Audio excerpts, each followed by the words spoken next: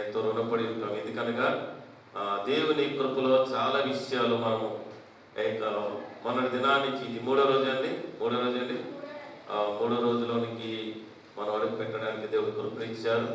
కాబట్టి నిజంగా దేవునికి మహిమ కలుగును గాక. ఏదైనా ఆయన గొప్ప కార్యములు మన పట్ల చేయగలరు. మీరు పాటలు పాడుతుంటే నాకు చాలా సంతోషం అయిపోయింది. కొత్తవి అన్నీ పాడేశారు. అందుకని దేవుని యొక్క సన్నిధానం ఒకే ఒక్క పల్లవి అందరికి వచ్చిన పాటే, పాత పాటే. దేవునికి స్తోత్రము గానము చేయుటయే మంచిది మనమందరము స్తుతి గానము చేయుటయే మంచిది. దేవునికి స్తోత్రము గానము చేయుటయే మంచిది మనమందరము స్తుతి గానము చేయుటయే మంచిది. కొండెకెదరిన వారిని బాగు చేయువాడని, కొండెకెదరిన బాగు చేయువాడని, వారి గాయము నాటియు కట్టుచున్న వాడని, వారి గాయము నాటియు కట్టుచున్న వాడని. దేవునికి స్తోత్రము గానము చేయుటయే మంచిది మనమందరము స్తుతి గానము చేయుటయే మంచిది. మరణాత హల్లెలూయా. దేవుని యొక్క పరిశుద్ధమైన లేఖన భాగాన్ని మనం ధ్యానం చేసుకుందాం. దేవుని యొక్క లేఖనములో కీర్తనలు 84 మొదటి యొక్క చరణాన్ని మనం ధ్యానం చేసుకుని తదుపరి కొన్ని మాటలు మనం విందాం. ఎందుకనగా ఉపవాస ప్రార్థన, ఉపవాసం అనగా మనము పనులన్నీ అసలు ఉపవాసం అంటే ఏంటండి? ఒక్కసారి మీరు ఎవరో చెప్తారా? ఉపవాసం అంటే చాలా మంది ప్రసంగాలు సేవకులు చేస్తుంటారు కదా, ఎన్నో సంవత్సరాలు చెప్తారు. మీరు ఉపవాసం అంటే ఏమిటి? ఏముందని ఉపవాసం అంటే శుభ్రంగా అన్ని మానేసి, తిండి తిప్పలు మానేసి శుభ్రంగా ఉంటాం. ఉపవాసం అంటే అర్థం ఏంటంటే మన పనులన్నీ విడిచిపెట్టి దేవుడితో నివాసం చేయుట ఉపవాసం.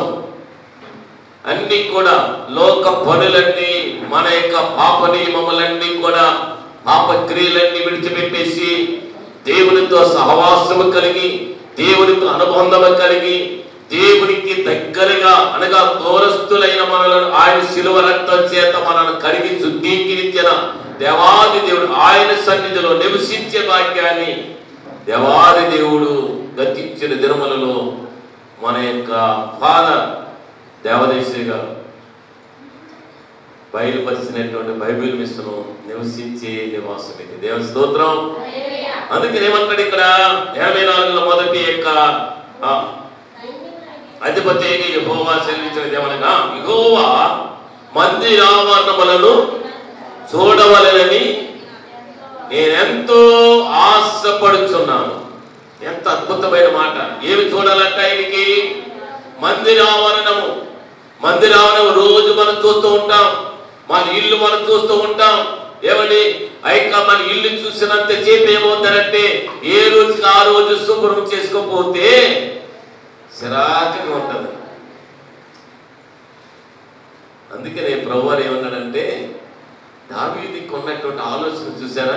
నేను దేవుని మందిరములో నివాసం చేయాలి అనగా ఆయన సన్నిధిలో నివసించాలి. ఇంటిలో నివసించడం కంటే, గృహంలో నివసించడం కంటే, లోకములో నివసించడం కంటే దేవునిలో నివసించుట ఎంతో ధన్యత అని అన్నాడు దావీదు మహారాజు. అందుకని అక్కడ ఆయన ఆవరణ చూడాలని నేను ఎంతో ఆశపడుతున్నాను. అంటే అంతులేని ఆశ. మనకు ఆశలు ఉంటాయి, మన పిల్లల విషయాలు ఆశలు ఉంటాయి, ఇంకా పెళ్ళి అయితే పిల్లలు పుట్టాలని ఆశ ఉంటుంది. పిల్లలు పుట్టిన తర్వాత నడవటం లేదని ఒక ఆలోచన. నడిచిన తర్వాత కొంతమంది ఇదేంటి పరిగెట్టేస్తారు, పట్టుకెళ్ళిపోతున్నాడు కొంచెంసేపు. మళ్ళీ పరిగెట్టిన తర్వాత స్కూల్లో చేరిన తర్వాత ఇది చెప్పిన మాట అంటలేదని ఒక కొంచెంసేపు. ఎదిగిపోయిన తర్వాత పెళ్ళి అయిన తర్వాత మనం చూడటం లేదని ఏదో ఒక తలంపులు మనకు ఉంటాను. బ్రతికినంత కారణం మనకు తలంపులు ఉంటాయి. దేవుని స్తోత్రం. కాబట్టి ఎంత గొప్ప భాగ్యం. దావీదుకి అదేం లేదండి. ఆయన చూడాలి, ఆయన ఒక్క దర్శనం కావాలి. ఇంట్లో మనం అన్ని కూడా శుభ్రంగా ఎలా చేసుకుంటామో మందిరములకు కూడా అలాగే మనం శుభ్రం చేసి మనం కూర్చున్నాం. కానీ దేవుడికి కావాల్సింది ఏంటంటే హృదయమనే దేవుని ఆలయము. అంటే అన్ని విడిచిపెట్టి, పనులన్నీ విడిచిపెట్టి ఉపవాస కూడికలు ఎందుకు ఏర్పాటు చేశారు దైవజనులు? ఉపవాసం ఎందుకు ఏర్పాటు చేశారనగా ఈ ఉపవాసం అనేది దేవుడికి దగ్గరగా చేయడానికి, దేవుడిని ఇంకను హత్తుకోవడానికి, దేవుని దగ్గరికి ఇంకను సమీపించి ఆయన సన్నిధిలో ప్రార్థన చేసేవారుగా ఉండడానికే ఉపవాస కూడికలు. అంటే దినదినము మనం ఏం చేయాలంట? దిద్దుకుంటూ ఉండాలి, సరి చేయబడాలి, దిద్దుకోవాలి. అందుకనే దావీదు ఉన్నటువంటి ఆలోచన ఏంటంటే, నేనైతే ఇంకా మనం 52:12 కీర్తనలు అంటాడు, నేనైతే దేవుని మందిరంలో పచ్చని ఒలీవ చెట్టు వలె ఉన్నాను అంటాడు. పచ్చని ఒలీవ చెట్టు. ఆ చెట్టు ఇప్పుడు ఇక్కడ పైన డిజైన్ ఉందండి. ఇక్కడ పులిపెట్టి చక్కగా డిజైన్ మెలికలు తిరిగి ఉంది. ఏమండి ఇంకా చెట్టు ఎలా ఉంటుంది తెలిసేది? ఒలివ చెట్టు అంత ముడుపులతో ఉంటుంది, ముళ్ళు వేసినట్టుగా ఉంటుంది, చాలా సాపీగా ఉండదండి, సాపీగా ఉండదు, ముడులతో ఉంటుంది. కానీ దేవుడికి ఇష్టమైన చెట్లన్నిటికంటే ఆ ఒలీవ చెట్టు చాలా ఇష్టమైంది. ఒలీవ చెట్టు అభిషేకానికి సాదృశ్యమైంది, నాయకత్వాన్ని కూడా కోరుకునేది కాదు, వినయం విధేయత కలిగి ఒలీవ చెట్టు. దేవుని స్తోత్రం. శ్రద్ధగా ఆలకిస్తున్నారు కాబట్టి నేను చెప్తున్నా బాగా. ఒలీవ చెట్టు చాలా అద్భుతమైనది, అందమైన చెట్టు. అది అందమైన చెట్టు, ఒలీవ చెట్టు. నేనైతే యెహోవా మందిరములో పచ్చని ఒలీవ చెట్టు వలె నేను ఉండాలని ఆశిస్తున్నాను. దేవుడికి ఇష్టమైన చెట్లు అనేకమైన చెట్లు లోకములో, కానీ దేవుడికి చెట్టు ఒలీవ చెట్టు. అసలు చెట్టు కూడా కాదు చెప్పాలంటే ఇది. ఎందుకనగా ఈ చెట్టుకి ఉన్నటువంటి లక్షణము అందమైనది, అతిశయము లేనిది. ఏమంటే దేవుని మందిరానికి ఉపయోగపడే చెట్టుది. ఆ చెట్టు ఎవరు తెలుసా? మీరు, నేనే. దేవుని స్తోత్రం. దేవుని మందిరంలో ఎలా ఉండాలంట? ఉపయోగపడే చెట్టు వల్ల ఉండాలి, ఉపయోగపడే రీతిగా ఉండాలి, ఆలయానికి ఉపయోగపడాలి. అయితే మన వాక్యంలో చాలా విషయాలు మనం ధ్యానం చేస్తే, ఒలీవ చెట్టు తలుపులు చెక్కి చక్కగా దేవాలయానికి పెట్టారంట. అంటే ఉపయోగపడే చెట్టు. మొదటిది అందమైన చెట్టు ఒలీవ చెట్టు, రెండవది అతిశయం లేని చెట్టు, మూడవది ఆలయానికి ఉపయోగపడే చెట్టు. ఎందుకో తెలీదు, నేను సిద్ధపడిన వాక్యం వేరు, కానీ అది ఎందుకో దేవుడు మాట్లాడుతున్నాడు. ఇంకా నేను అసలు రిఫరెన్స్ కూడా తీయలే. నా సబ్జెక్ట్ ప్రార్థనాంశం ఉన్నది.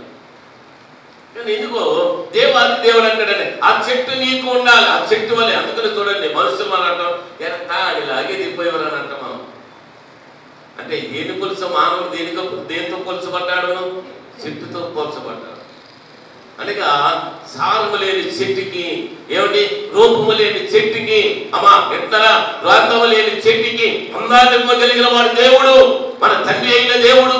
నీ కొరకు నా కొరకు ప్రాణం ఇచ్చిన వాడయ్యా. అందమైన రూపముగా నువ్వు మార్చబడాలి, అందమైన రూపములో నువ్వు మలర్చబడాలి. అందుకనే ప్రభువానంట, మీరు ఎవరిని పోలి నడుచుకోవాలి? క్రీస్తును పోలి నడుచుకోవాలి. మన నడకను ఎవరితో పోలుతానో మనుషులతో పోల్చుకోవద్దు. మనుషులు నడకండి, మనుషులు పరిగెట్టకండి.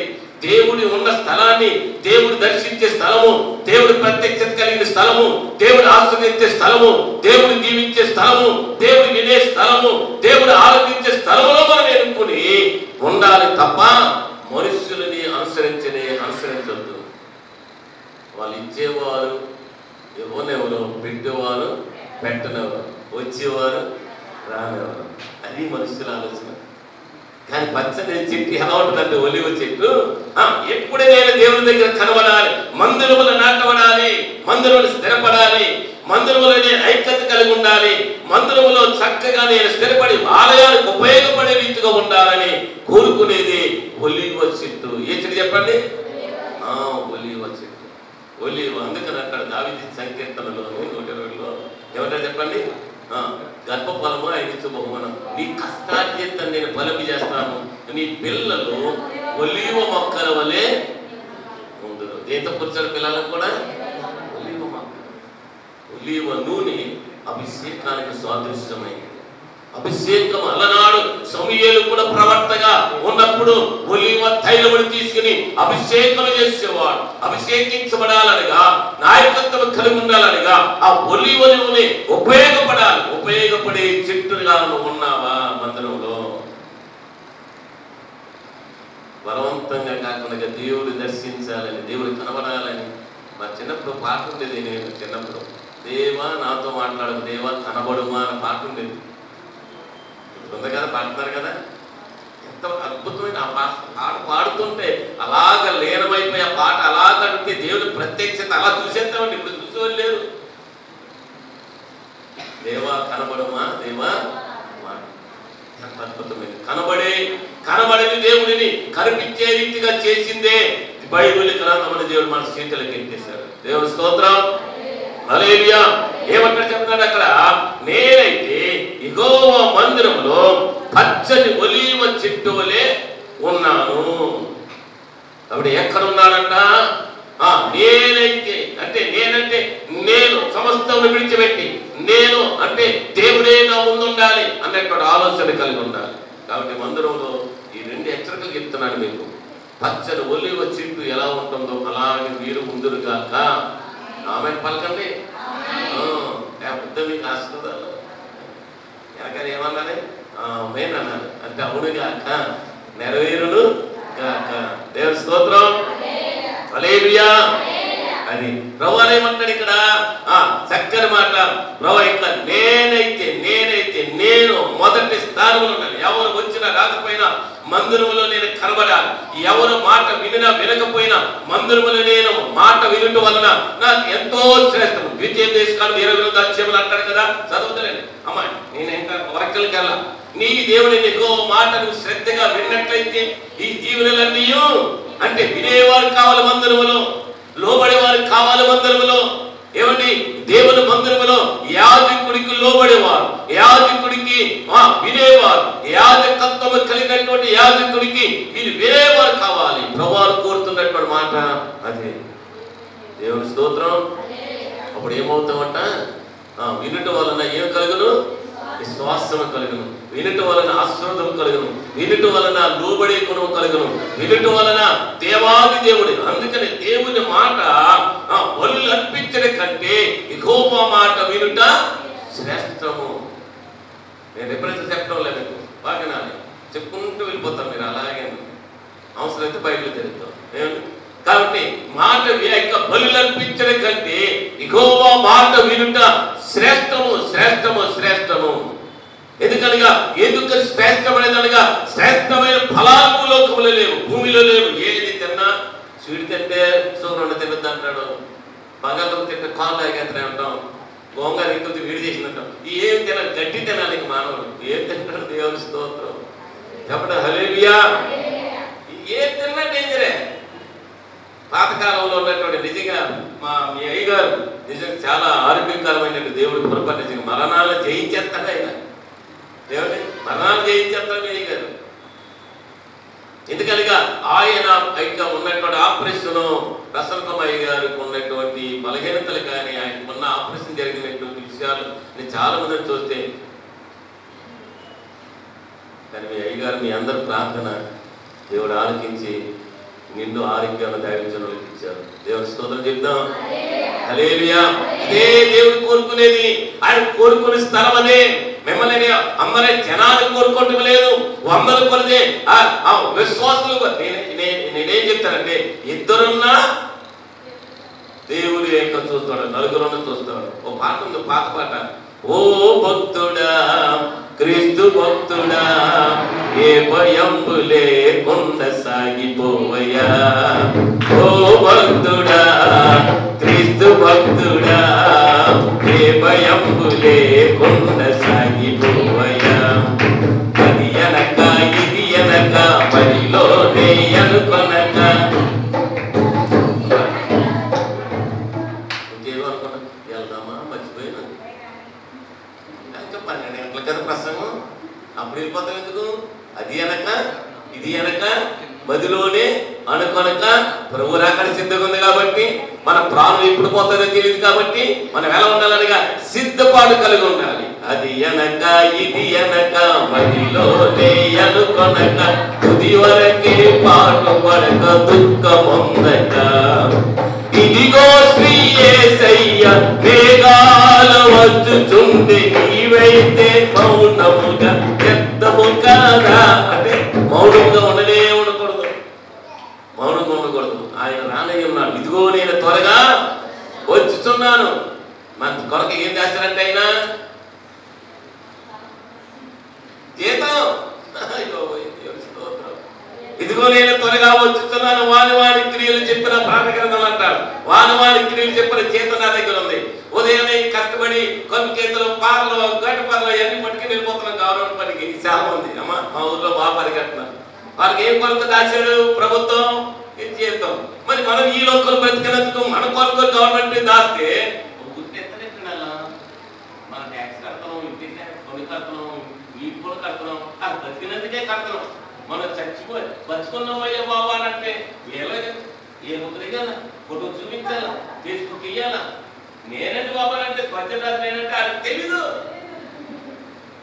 మరి మనం బతుకుందిగా మన ఊర్లో తెల్లారులేసి మన ముఖాలు చూస్తుంటే దేవుని తెల్లారులేసి మన ముఖాలు చూస్తుంటే మనం బ్రతుకున్నట్టుగా వాళ్ళు చూస్తుంటే నువ్వు బ్రతుకున్నావు లేదు ఏలు ముద్ర అయినా బాబు, నువ్వు బ్రతుకున్నావు లేదు రాష్ట్రీయ ఏలు ముద్ర లేదా తెలియదంటే ఇప్పుడంటే ఫోటో కూడా లేదు. ఎంత దారుణం అండి. అందుకనే ఇది శాశ్వతం కానీ దేవుడికి అందుకని ఇష్టమైంది కాబట్టి ఆయన ఏమన్నాడంటే ఆత్మను దేవుడు ఏం చేశాడంట? ముద్రించాడంట. దేవుడి స్తోత్రం. మనం ఎవరి చేత ముద్రించబడ్డాం? దేవుని ఆత్మ చేత ముద్రించబడ్డాం. దేవుడి స్తోత్రం. హల్లెలూయా. అందుకనే పరిశుద్ధమైన లేఖనంలో వైకల్యగంతుల భాగండి దేవుని యొక్క పరిశుద్ధ లేఖనంలో ప్రార్థన చాలా ప్రాముఖ్యమైనది. వాక్యంలోకి వెళ్తున్న భాగండి ఎలా ఉన్నారంటే మందిరంలో పచ్చని ఒలివ చెట్టు. మొదటిది చెప్పండి, 3 మాటలు చెప్పండి. అందమైన చెట్టు, అమ్మ చెప్పరా, అతిశయము లేని చెట్టు, ఆలయానికి ఉపయోగపడే చెట్టు. ఈ 3 మీరు ఉండాలి. మళ్ళా నేను వచ్చి దేవుని చిత్తమైతే ఎప్పుడైనా అయ్యగారు పిలిస్తే నేను అడిగితే నేను 3 చెప్పాలి. అమ్మా నువ్వు ముందుగా చెప్పాలి. దేవుని స్తోత్రం చెప్పండి. ఎవరి గట్టిగా హల్లెలూయా. అందుకనే పరిశుద్ధమైన లేఖనంలో ప్రభువు జ్ఞాపకం చేస్తున్నాడు ఏమన్నానంటే దేవుడు చూసేది ఎవరనగా ఆయన సన్నిధిలో కనబడే వారిని చూస్తున్నాడు, ఆయన సన్నిధిలో ప్రార్థించే వారిని చూస్తున్నాడు, ఆయన సన్నిధిలో కనిపెట్టే వారిని చూస్తున్నాడు. అందుకనే పరిశుద్ధ లేఖనంలో ప్రభువు జ్ఞాపకం చేస్తున్న మాట ఏంటంటే పరిశుద్ధ లేఖనంలో ఆదికాండము 32వ అధ్యాయము 24వ వచనంలో ప్రార్థన చాలా వ్యక్తిగతమైనది. మొదటి మాట ఏమిటంటే నా యొక్క దేవుడిచ్చినటువంటి ఈ ప్రార్థన ఎలాంటిది. మన సబ్జెక్ట్ ఏంటంటే ప్రార్థన ఎలాంటిది. ప్రార్థన ఎలాంటిది. ప్రార్థన ఎలాంటిది అనగా దాంట్లో భాగంలో మొదటిది వ్యక్తిగతమైనది. చదవన్నమాట 32వ అధ్యాయం 24వ వచనం. ఆదికాండం 32:24. యాకోబు ఒకడు చదవండి ఎక్కడ ఉన్నాడు అమ్మ అందరైతే చూడండి. ఇంకా బైబిల్ నేను చదువుతాను, మీరు బాగా వినండి. యాకోబు తన జీవితంలో అందరిని పంపివేసి తన యొక్క భార్య బిడ్డలందరినీ పంపివేసి ఒక్కడే మిగిలిపోయి ప్రార్థన చేయడం మొదలు పెట్టాడు. నీ కుటుంబం కూడా ఎందుకు ఈ దినాన్ని ఇక్కడికి వచ్చావు తెలుసా? వ్యక్తిగతముగా నీ కొరకు నీ కుటుంబం కొరకు ప్రార్థన చేసుకోవడానికి వ్యక్తిగతమైన ప్రార్థన నీకు ఉండాలి. ఏ ప్రార్థన ఉండాలమ్మా? నాతో మాట్లాడండి. మన ఎదురు మీకు మాకు కోపలేదు లేదు కదా, మన ఇద్దరు మాట్లాడుతాం, మనం అందరం మాట్లాడుకుందాం. ఏ ప్రార్థన ఉండాలంట? అది చెప్పరా నువ్వు డిగ్రీ అమ్మా, నాకు డిగ్రీ లేదు, నాకు తెలియలేదు కాబట్టి చదువుని గుర్తు చేస్తాను. వ్యక్తిగతమైన ప్రార్థన. ఏ ప్రార్థన చెప్పండి, అందరూ చెప్పండి. ఏ ప్రార్థన ఎవరు చేశారు? యాకోబు చేశాడు. ఏమని చేశాడు? అయ్యా నీవు నన్ను దీవించితేనే కానీ, నీవు నేను మాత్రము నేను ఆస్వాదించబడితేనే కానీ ఈ స్థలాన్ని నేను విడిచిపెట్టనన్నాడు. నీవు దేవుని యొక్క ఆ యొక్క మహానయుమ యొక్క మందిరంలోని, వైభవం కలిగిన మందిరంలోని, నాటబడిన మందిరంలోని, స్థిరపడిన మందిరంలో ఉన్నట్లయితే నీవు దేవుని అడగవలసింది అని తెలుసా? నీ కుటుంబం కొరకు అడుగు, నీ బిడ్డల కొరకు అడుగు, నీ ప్రతి అవసరత ఆయన తీర్చడానికి సిద్ధం ఉన్నాడు. దేవుని స్తోత్రం. మొదటిది వ్యక్తిగతమైన ప్రార్థన. మొట్టమొదటి నీకు ప్రార్థన అనుభవంలో ఉండాలి. మన బైబిల్ విషయంలో నాకు బాగా నచ్చింది ఏంటంటే సన్నిధి స్త్రీలు ప్రార్థన చాలా బలమైంది. అమ్మా నాకు చాలా ఇష్టమైంది. సన్నిధి స్త్రీలు వాళ్ళు ప్రార్థన చేస్తుంటే ఎంత చేసి చేస్తారు, ఎంత దేవుడితో మాట్లాడుతుంటే సంఘం విస్తరించబడుతుంది. అలనాడు అపోస్తుల యొక్క సంఘాలు ఎలా విస్తరించబడ్డాయంటే ప్రార్థించే కొలిదే అద్భుతాలు జరిగినవి. వ్యక్తిగతమైన ప్రార్థన, వ్యక్తిగతమైన ప్రార్థన ఆశీర్వాదాలను తీసుకుని వస్తుంది. వ్యక్తిగతమైన ప్రార్థన దీవెనలను తీసుకుని వస్తుంది. వ్యక్తిగతమైన ప్రార్థన సమస్యలను తొలగిస్తుంది. ఆ వ్యక్తిగతమైన ప్రార్థన నీకు ఉండాలని ప్రభువు కోరుతున్నాడు. ఆ వ్యక్తిగతమైన ప్రార్థన ఎవరు చేశారనగా యాకోబు చేశాడు. ఒక్కడే మిగిలిపోయాడట. అందరూ వెళ్ళిపోయారండి, ఒక్కడే మిగిలిపోయి అప్పటికి ఆస్తిపరులు తెలిసి మీకు యాకోబుకి ఏం లేక ప్రార్థన చేయలే.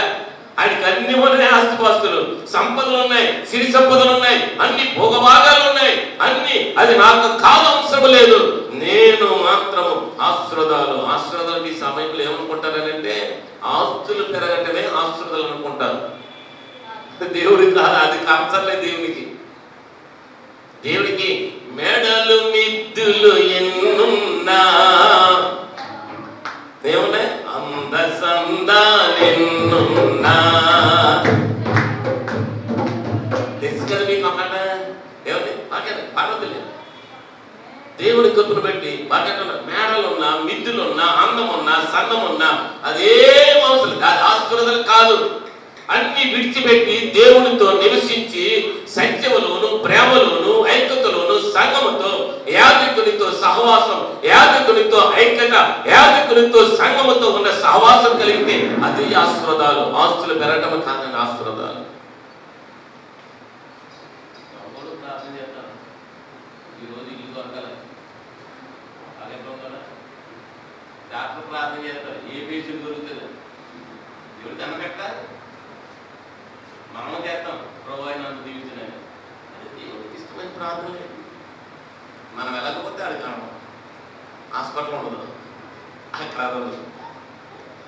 అందుకనే యాకోబు ఏం చేశారంటే, నైనా నా ప్రార్థన ఎలా ఉండాలనగా ఒక్కడనే మిగిలిపోయింది. ఎందుకనగా దాన్ని ఎవ్వరు డిస్టర్బ్ చేయట్లేదు, ఎవరు నా మనసుని, నా హృదయాన్ని, నా తలంపులని కదలకుండగా ఏక మనసుతోటి, ఏకాంతంతోటి నీతోటే నా సహవాసం, నీతోటే ఎందుకు పాల్పడాను కదా చక్కని మాట. ఏమంటే నిత్యము నేను స్తుతించే భాగ్యాన్ని నాకు ఈ ప్రభు అని యాకోబు ప్రార్థన చేయడం మొదలు పెట్టాడు. ఏమండి ఇప్పటి వరకు అంట చెప్పండి అందరూ, తెల్లవారు మనం ఒక అరగంట ఉంటే నిద్ర వచ్చారు, చూపారు, జోగిలం వచ్చి చూపారు, జోగిలం వచ్చి జోగిలం ఏం చేయాలి, ముందు జోగిలం వస్తుంది, జోగిలం వచ్చిన తర్వాత అలాగంటాం, అతను ఊగిలం వచ్చారు. ఈ రెండు సాతాని పిల్లలు, ఊగిలమ్మ జోగిలమ్మ సాతాని పిల్లలు. దేవుని స్తోత్రం చెప్పండి, చెప్పండి హల్లెలూయా. ఈ రెండు దాన్ని జయించాలంటే ఉపవాస ప్రార్థన. ఆమె చెప్పండి హల్లెలూయా. అందుకనే ప్రేమ ఎక్కువైపోయి ఎప్పుడు కూడా మనం ఏమైపోతాం, అతి ఎక్కువైపోయింది అనుకో ఉన్నాయి కూడా మర్చిపోతాం. రాత్రి ఒక ఆమె చక్కగా భోజనం పెట్టింది, భోజనం చేస్తున్నాం మన దినాన్ని ఒకసారి ఒక చోటుకి వెళ్తే ఆమె ఏం చేసిందంటే ప్రేమ ఎక్కువైపోయింది, అయ్యగారు పలకరింపులు ఏం మర్చిపోయింది. ఇంట్లో ఏది దాన్ని గిన్నెలో ఏం ఉంచుతుందో, ఏ గట్టి ఉంచుతుందో తెలియటలే. సరే కూర వేసింది, తినేసాం, కొంచెం రసం వేయమన్నాను. ఈ లోపల రసంలో ఏం పెట్టింది, మన గాలి సిల్లులు గిట్టి అది వేసి తోడేస్తుంది. లీటర్ పడతాయా? లీటర్ పడతలేదండి. మ్యాంగో పోతూ ఉంది, అయ్యో తినండి అంటారు. ఏం తింటారు అసలు? పడతాయి కదా. చారు వేస్తుంది, పప్పుచారు, సాంబార్ వేస్తుంది. సాంబార్ అయితే ముక్కలన్నీ పైకి వస్తాయి. ఈ రసం ఏంటి అడిగింది? రసమేమో బాగా పెట్టినట్టు, బెల్లం వేసి బాగా పెట్టినట్టు, ఇంగు వేసావు, బాగుంది, మంచి వాసన వస్తుందని ఏమనంటే అయ్యి అర్థండి అయ్యి ఎంత తోడుగా వస్తారు ఏమనంటే అప్పుడు చూస్తే అది సిల్లుడి కంటే అంటే ప్రేమ ఎక్కువైపోయింది. ఏమైపోయింది? ప్రేమ ఎక్కువైపోయింది. ప్రేమలో కూడా ఏమున్నానంట? దేవుడి దర్శనం. దేవుని స్తోత్రం. ఆనందం ఎక్కువైపోయింది. ఆనందం అయిపోతే మర్చిపోతాం, మనం అందరం కూడా మర్చిపోతాం. అయితే సాయంకాలం వస్తాలని అని అంటాం అంతే. దేవుని స్తోత్రం చెప్పండి, చెప్పండి హల్లెలూయా. అందుకని పరిస్థితి లేఖనం ఏమంటాడంటే ప్రార్థన మొదటిది, ఇంకా మొదట్లో ఉన్నాం మనం, వ్యక్తిగతమైనది. ప్రార్థన వ్యక్తిగతమైన. తెల్లారి వరకు యాకోబు విడిచిపెట్టలేదు, ఆ దేవుని విడిచిపెట్టలేదు, ఆయన దర్శనం దొరికే వరకు విడిచిపెట్టలేదు. ఆయన దర్శనం చూస్తున్నాడు యాకోబు, కిందకి పైకి ఆ వ్యక్తులు ఎక్కడము. ఇందాక మా అమ్మగారు చెప్తున్నారు, మీ అమ్మగారు ఏమని చెప్తున్నారు? మా అక్క దర్శనం చూపించారండి. ఒకప్పుడు ఇక్కడికి వచ్చినప్పుడు మెట్లు ఎక్కడం చూపించారు. అంగి వేసుకుని క్యాసింగ్ వేసుకుని వస్తుంటే అయ్యారికి దర్శనం వచ్చిందంట. ఎప్పుడు తినేవాళ్ళకి వెనకాల చెట్లు ఉండేవాళ్ళు, రీకుల చెట్లు. ఎప్పుడు ఇంకా మెట్లకి భాగ్యం ఎత్తారంటే నిజంగా ప్రియ ఎలా వస్తున్నాం మనం? దేవుని స్తోత్రం చెప్పండి. దేవునికి మహిమ కలిగిన గాక హల్లెలూయా. ఎంత అద్భుతమైన దేవుడు! దర్శనం నెరవేర్చడానికి టైం పడుతుంది, సమయం పడుతుంది. ఆయన సంకల్పము ఆయన నెరవేర్చే దేవుడు, వాగ్దానం నెరవేర్చే దేవుడు. నలుగురున్న ఆయన మనలను నడిపించే దేవుడు. దేవుని స్తోత్రం. ఇక నలుగురున్న ఏం చేత చెప్పండి? నలుగురున్న 4 రకాలుగా 4,000 మందిగా ఆయన నడిపించే దేవుడు మన దేవుడు. దేవుని స్తోత్రం. అందుకని మనం పాట పాడతాం, ముందుగానే పాట పాడతాం. ఏ పాట? ఇశ్రాయేలు ముందు నడచిన దైవమా, ఇశ్రాయేలు సైన్యమునకు ముందు నడచిన దైవమా, నేడు మాతో మమ్ము నడిపించుము. ఏ పాట చెప్పండి? నైనా నాకంటే ముందు నీవే నడు, నీ అడుగులో నేను అడిగేస్తాం. అలాగేస్తామా? లేకపోతే ఎదురు శుభ్రంగా ఉండబట్టి వస్తుంది, ఇల్లు పోసతో వస్తుంది. పక్కకి జరిగి ప్రొద్దుటి నేను ఒక బండి మీద వచ్చేస్తున్నాను. ఒక ఆమె మా ఇంటి ఎదురుకున్నాను, ఒక భర్త లేడు, పక్కతో పోతుంది. ఏదో చెప్పలేదు, సింగేసి దాచేసింది. అలా అంటే నేను వస్తున్నాను కదా, ఆస్కర్ వెళ్తాను, మంచి పక్కతో అమ్మా నువ్వు ఎదురు వస్తే నేను వెళ్తాను, అలా తిరుగుతున్నాను. దేవుని స్తోత్రం చెప్పండి. వద్దు లేదు, గిద్దు లేదు, ముందు నువ్వు ఎదురు వస్తే నేను వెళ్తాను. మనకి ఎవరు రావాలి? ఈసే మనతో ఉండాలి. దేవుని స్తోత్రం చెప్పండి. ఆయన తోడుగా ఉంటే, ఆయన నీడగా ఉంటే, రాత్రి వేళ కలుగు భయపడికైనా, పగట వేళ భారముకైనా, మధ్యాహ్నం మంది పోటు చేయ రోగముకైనా నువ్వు భయపడుకుందువు. దేవుని స్తోత్రం చెప్పండి హల్లెలూయా. దేవదూతలకు లేని భాగ్యాన్ని మనకి ఇచ్చేసారండి. దేవదూతలు పరిచయం చేస్తున్నాయి. దేవదూతలు తిన్న ఆహారం మనం తింటున్నాం. మనం ఎంత భాగ్యం అన్న మనం, ఏ పాట వారు మనం, ఎంత గొప్ప భాగ్యం. ఈ మందిరం ఎందుకు ఇచ్చారు తెలుసా? అటువంటి ఆహారాన్ని భుజించాలని. శరీర సంబంధమైన ఆహారాన్ని దేవుడు కోరుకుంటూ లేదు, ఆత్మీయ ఆహారాన్ని కలిగినటువంటి సంపదను ఆయన కోరుకుంటూ ఉన్నాడు. రెండోది బాగా మొదటిది వ్యక్తిగతమైన ప్రార్థన యాకోబు చేశాడు. రెండో ప్రార్థన మనం జ్ఞాపకం చేసుకున్నట్లయితే ఆదికాండము 32:26 లేదా అపోస్తల కార్యములు 9 చదవండి. అపోస్తల కార్యములు 9 చదవండి. అక్కడ చక్కని మాట మన జీవితాలను మార్చగలిగినది, మన స్థితిగతులను మార్చగలిగినది. అపోస్తల కార్యములు 9వ అధ్యాయం 13వ వచనం. 9:13 అపోస్తల కార్యములు 9వ అధ్యాయం అమ్మా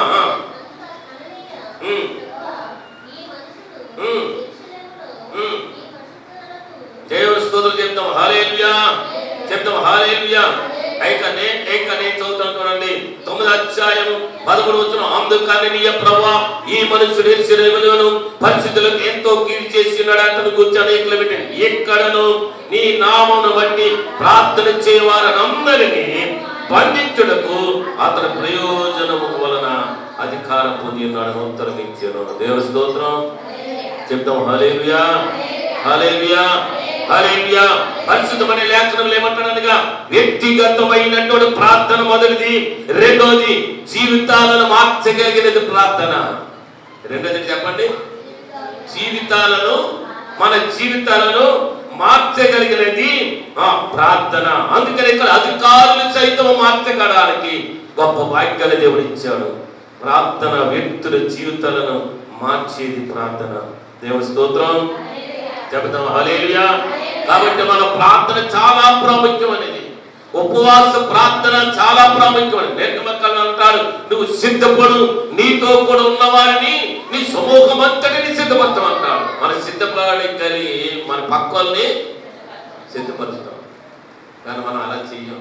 అంటే మీరు అలా చేస్తారే, మీరు అలా చేయరు. మీరు మంచోళ్ళు. మా ఊర్లో ఉన్న వాళ్ళైతే ప్రార్థనకి సిద్ధపరచండి. రెడీ అయిపోయి, అమ్మ నువ్వు రెడీ అయిపోయి తొందరగా రెడీ అయిపోయి ప్రార్థనకి వెళ్ళిపోదాం, అయ్యారేమో కోప్పడతారేమో వెళ్ళిపోదాం అని అందరూ వెళ్దాం. అదే షాపింగ్కి వెళ్ళాలనుకో, ప్రొద్దుట 8 గంటలకు వెళ్ళాలంటే అక్క ఎక్కడున్నావు, వదినా ఎక్కడున్నావు, నేను 7 గంటలకు రెడీ అయిపోయి వచ్చేసాను. వెళ్ళవలసిన 9కి రెడీ అయిపోయింది 7 గంటలకి. ప్రార్థనకు 10 గంటలకు వచ్చేమనంటే 12 గంటలకు వస్తాం మనం. దేవుని స్తోత్రం. సిద్ధపడి నీతో కూడా ఉన్నవారిని నీ సమూహం అంతటిని పక్కలు ఇరుగోల్ని మాటిన్న వాళ్ళని పెద్ద భక్తి అయిపోయింది అనుకుని ఏసునర్థం చేయండి అనుకున్నానుకోండి. ఏం చెప్తాం మనం? ఆ సంఘానికి నేర్పింది ఏంటంటే ఎవరు తిట్టినా ఏమనద్దు, ఏసునర్థం చేయండి, అయిపోయింది. ఎవరికప్పు చెప్పేశాం? నీ కొరకు నా కొరకు బైబిల్ పరిస్థితి గ్రంథం తేవడానికి తారు డబ్బాలో కాల్చబడ్డారు, జైల్లో వేయబడ్డారు, సింహంలో వేయబడ్డారు, చెరసాలలో వేయబడ్డారండి. మనం ఇప్పుడు ఏదో మనం పరిశుద్ధ గ్రంథాన్ని బైబిల్ చక్కగా మనం చదివేస్తున్నాం. మనం దీనికి వెనకాల ఎంత ప్రాణం అర్పించారు దేవుడి కొరకు. ఒక నింద భరించలేమా? భక్తి గలనుకోండి, మన నిందలేమి. నువ్వు మాత్రమే నేను వెళ్ళిపోతున్నాను 10 గంటలకే అక్కడ ఉండాలి, నువ్వు రెడీ అయిపోతున్నారుగా అని ఇప్పుడు చెప్పాలి. 10 గంటలకు వెళ్ళి చెప్పకూడదు, ముందు రాత్రి చెప్పేయాలా, తెల్లారి 10 గంటలకు వెళ్ళిపోదాం అని. మనం ఏం చేస్తామంటే 10 గంటలకంటే 10 గంటలకే చెప్తాం. ఆ అమ్మాయి 12 గంటలు రెడీ అవుతుంది. దేవుని స్తోత్రం చెప్పండి కడిగా. హల్లెలూయా. శుభ్రంగా అప్పుడప్పుడే మంచి కూర వండుకుని తినొస్తుంది మహాతల్లి. ఏమండి వేడి వేడి అన్నం తినొస్తుందేమో. మందిరం 12 గంటలకు వచ్చి వాక్యం చెప్తాను. ఆమె ఎన్నవదో పక్కల్ని వినవకుండా చేస్తాయి. ఈమె బలపడదాం, ఆమె బలపరచదాం. ఈమె సిద్ధపడదాం, వాళ్ళకి సిద్ధపరచదు. ఈమె తినదాం, మనం తినవదాం. ఈమె కూర్చోదు, మనం కూర్చొని అవ్వదాం. దేవుని స్తోత్రం చెప్పండి. మంచి ప్రసంగం చేస్తాను రాత్రి అండి. మంచి కొంచెం జనం ఉంటారు కదా, వాళ్ళు ఇమేజ్ వాళ్ళకి మంచి ప్రసంగం చేస్తాంటే ఈ లోపల ఒక ఆయన వచ్చేసి అయ్యగారు పక్కన వాళ్ళ స్థానిక పాస్ గారు బిర్యానీ రెడీ అయిపోయింది, బంగాళదుంప కూర వండేసాం, ఇప్పుడు ఇచ్చేయమంటారా అని అడుగుతున్నాను. అంటే నేను ఆఖరి రోజు ప్రసంగం మంచిగా ఇచ్చేస్తానా అంటే ఆ తింటే నేను ప్రసంగం చేయాలా? తొందరగా చిత్రం ఆ ప్లేట్లు ఇచ్చేసి తింటా ఉంటే భాస్కర్ ఏం చేయాలి? ఉసూరు మాట ఆయన మొక్కలు వేసుకుంటా. ఎవరో భాస్కర్ మీరు తింటండి, మరి భాస్కర్ మొక్కలు వేసుకోవాలి కదా, వేసుకుంటే రోజు చెప్పలేదు వాక్యం చెప్తాడా? కూర్చోబోయా అన్నాను నేను. ఏం కుర్రలేదు మీరు. 10 గంటల వరకు నేను ముగించను. నాకు ఇచ్చిన టైం గంటన్నర చెప్పేస్తాను. గంటన్నర ఎక్కువ వద్దు తప్ప తక్కువ. రాత్రి దేవుడు 10 గంటలు నోరు తెరవాలి. 170 మంది ఉన్నారు. నోరు తెరవాలి, ఏలేటి పడు సైలెంట్గా వాక్యం విన్నా. దేవుడి స్తోత్రం చెప్తాం. హల్లెలూయా. జనంతో సంబంధం లేదు, దేవుని మందిరంతో సంబంధం మనకి. దేవుని స్తోత్రం చెప్పండి. హల్లెలూయా. నడుపు నడిపించిన వేల కొలదిగా అన్నాడు ప్రభువారు. ఒక్కరిగా చెప్పలేదు. దానికి యాకోబు ఒక్కరిగా చేయలేదు. జనమైక పెట్టు జనముగా చేశాడు. దేవుని స్తోత్రం. మందిరానికి తీసుకెళ్లిన వారు కావాలి, కానీ దేవుని రాజ్యానికి నడిపించే వారు కావాలి, దేవుని రాకడకు సిద్ధపరిచే వారు కావాలి, కానీ జనాలు పోగు చేసుకున్న వారిని సేవకులు చూడటం లేదు ఆయన. దేవుని స్తోత్రం. ఆయనకు జనంతో పని లేదండి. నిజమైన ప్రార్థించే వారితో పని, నిజమైన వేడుకొల్పే వారితో పని, వ్యక్తిగతంగా ప్రార్థించేసే వారితో పని, పచ్చని ఒలివ చెట్టు వల్ల ఉండేవారితో పని, అతిశయం లేని వారి వల్ల ఉండాలని కోరిక ఇది. దేవుని స్తోత్రం. అందుకనే ప్రభువారు ఇక్కడ ఇచ్చినటువంటి మాట ప్రకారంగా రెండవది ప్రార్థన ఏంటంటే ఏంటండి, వ్యక్తుల జీవితాలను మార్చేది ప్రార్థన. రెండవ ప్రార్థన. మూడవది మనం ధ్యానం చేద్దాం. కీర్తనలు 56:9. ఆయన తర్వాత యోహాను సువార్త మనం 11వ అధ్యాయాన్ని మనం ధ్యానం చేసుకుందాం. నేను మొదలుపెట్టు దినమున నా శత్రువులు వెనుకకు తిరుగుదురు. దేవుని స్తోత్రం చెప్దాం.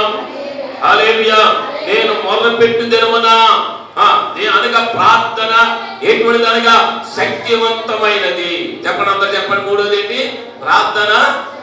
మొదటిది ప్రార్థన వ్యక్తిగతమైనది, రెండవది ప్రార్థన జీవితాలను మార్చగలిగినది, మూడవది ప్రార్థన శక్తివంతమైనది. దేవుని స్తోత్రం. మన ప్రార్థన చేస్తే చాలు కొండలను కూడా ప్రకటించగలిగినది ప్రార్థన. సాతాను క్రియలను లయపరచగలిగిన ప్రార్థన.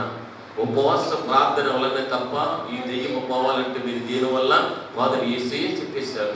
అయ్యా మాటమాడికి సాతాను వెంబడిస్తుందయ్యా, మాటమాడికి నీళ్ళలో పడిపోతుందయ్యా, మాటమాడికి మేము వెళ్తున్నాము, కానీ అసలు అమలు పట్టుకున్నది వదలటమేదయ్యా అని అంటే ప్రభువారు అన్నాడు, మీరు ఉపవాస ప్రార్థన చేయాలి అని అన్నాడు ప్రభువారు.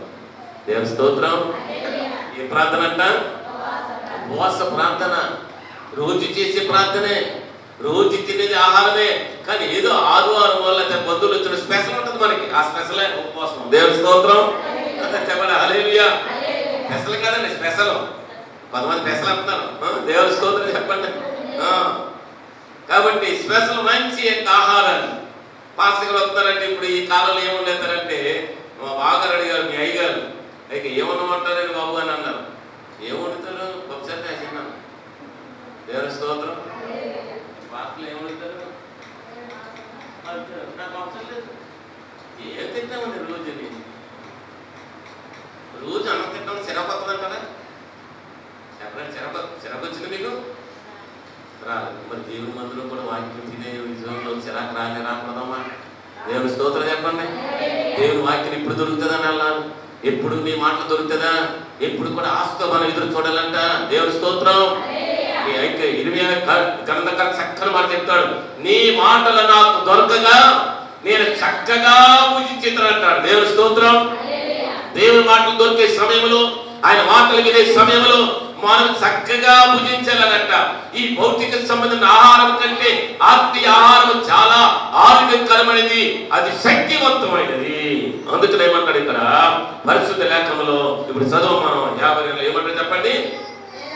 నేను మొరపెట్టగా నా ఇక ఏం చేస్తారంట? శత్రువులు వెనుకకు తిరుగుదురు గాక. ఆమేన్. చెప్పండి హల్లెలూయా. దేవుని పరిశుద్ధమైన లేఖనములో ప్రభువారు జ్ఞాపకం చేస్తున్న మాట. మూడవది ప్రార్థన శక్తివంతమైనది. 56 కీర్తన 9వ వచనంలో మనం ధ్యానం చేస్తాం. అయితే యోహాను సువార్త 10వ అధ్యాయము 41వ వచనంలో చక్కని మాట ఉంది. యోహాను సువార్త 10వ అధ్యాయము 41వ వచనంలోని ఈయనను గూర్చి సత్యమై ఉన్నవి అని అన్నాడు. దేవుని స్తోత్రం చెప్తాం హల్లెలూయా.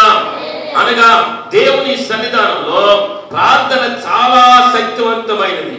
అనేకులు ఆయన యందు విశ్వాసం ఉంచిరి. బంధకాల్లో ఉన్న వారిని విడిపించే దేవుడై ఉన్నాడు, సత్యమైన దేవుడై ఉన్నాడు, సత్యములోనికి మనం నడిపించే దేవుడై ఉన్నాడు. దేవుని స్తోత్రం చెప్తాం హల్లెలూయా. అందుకనే మనం చాలా జాగ్రత్తగా ఉండాలి, దేవునిలో చాలా జాగ్రత్తగా ఉండాలి, ప్రభువులో మనం అందమైన చెట్టు వలె ఉండాలి. అది మాత్రం మర్చిపోకుండా ముందు మనం చెప్పబడినటువంటి ఒలీవ చెట్టు ఎలాగ ఉన్నదో అలాగ మనం ఉండాలనంటే ప్రార్థన ఆయుధాలు మనకు కావాలి. 7 విషయాలు నేను చెప్తాను. మొదటిది ప్రార్థన వ్యక్తిగతమైనది. రెండవది ప్రార్థన మీరు అంటే చెప్తారని మీకు మైండ్లో ఉంటుందని చెప్తున్నాను. మీరు పలకాలి. పాస్టర్ గారు మా అమ్మాయి పలకడం కాదు అక్కడ. ప్రార్థన వ్యక్తిగతమైనది. ప్రార్థన జీవితాలను మార్చగలిగింది. ప్రార్థన చెప్పండి శక్తివంతమైనది. దేవుని స్తోత్రం. హల్లెలూయా. దేవుని శక్తి కలిగి ఉండాలి. ఈ లోకముల శక్తి చేత మనం ఏమి బలమ చేత ఏమి చేయలేము. అందుకని దావీదు గొలియాతును జయించేటప్పుడు బాగా దావీదు ఏం కోరుకున్నాడంటే యుద్ధము యెహోవాదే అన్నాడు. ఎవరి బలాన్ని కోరుకున్నాడు?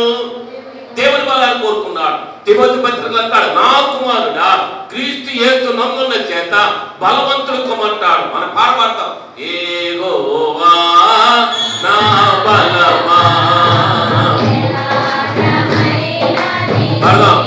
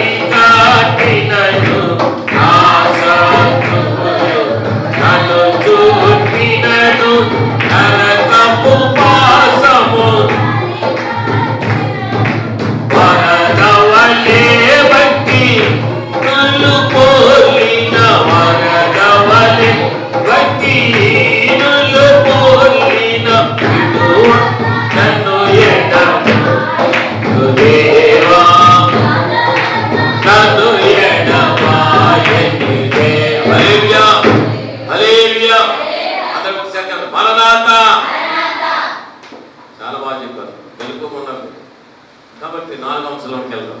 ప్రార్థన మన యొక్క బాగానండి. ప్రార్థన ఇంకొంటగా 4వ పాయింట్ ప్రార్థన శ్రమలన్నిటి అనగా ప్రార్థన అన్ని సమయాల్లో దేవునితో సహవాసం చేసేది ప్రార్థన. ఎవరు చేశారు సహవాసం? చదవం కీర్తనల గ్రంథము 55:11 వచనంలోని చక్కని మాట మనం జ్ఞాపకం చేసుకుంటూ ఉన్నాం.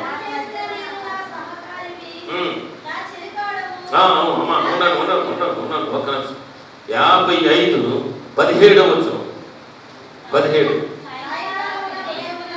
సాయంకాలమున ఉదయమున మధ్యాహ్నమున నేను ధ్యానించుచు మొదలుపెట్టుకుందును, ఆయన నా ప్రార్థన ఆలకించును.